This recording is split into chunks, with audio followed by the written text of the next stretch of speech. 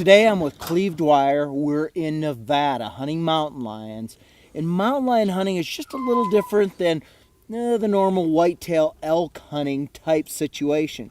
Cleve, what is one of the things you've seen over the years that clients probably don't realize is going to happen on a lion hunt? What's the one thing that they're maybe least prepared for? Probably the main thing that causes disappointment is lack of weather or bad weather thereof. Often guys come out with high expectations, which is often good, but sometimes weather can be a large contributor. Even with the best dogs, if you have lots of mud or crusted snow, that can be really tough conditions to catch mountain lions in. As for an example, about a month earlier here in this region, we had about 5 inches of fresh snow, which is pretty easy to catch lions in. Things have gone from mud to dry ground now, so it's not too bad of conditions, and we catch dry ground mountain lions in these conditions. So those can be pretty tough conditions still.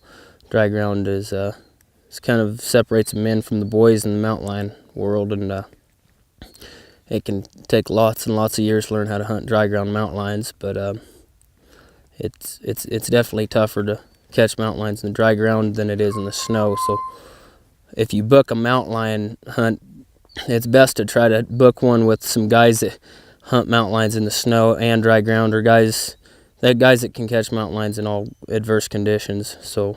And one of the things I've noticed on your hunts and the way you advertise them, you kind of run the gamut as far as getting into country. You have snowmobiles. If there's really good snow conditions, use your truck some up and down roads. But the one thing that we've been using is horses and mules.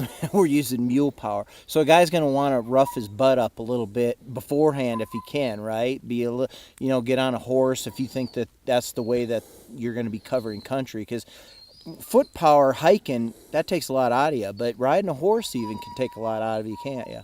Yeah. It's best if a guy gets into shape, and not a whole lot of even the best horseback riding you can do can really get you in shape for this. But it doesn't hurt to take some night riding lessons, maybe a month or two in advance, and it's still a good idea to be in good physical condition, because oftentimes, as Mark will tell you, sometimes we'll tie the horses and mules up and hike into some rugged canyons that's too brushy or rocky for mules and horses to get into, and it's good idea to be in good condition for that. And this is rough country. There's no doubt about it. When you go into any lion country, for the most part, you're going into some of the roughest country you're going to find in the West. So, and that's about what we're going to do right now. We're heading up these canyons, right? Yeah, we're going to head up to the headwaters of this canyon here, where oftentimes we've caught mountain lions in the past, and it's a pretty good crossing. And so we'll saddle up the horses and mules and collar up the dogs and head on up there. So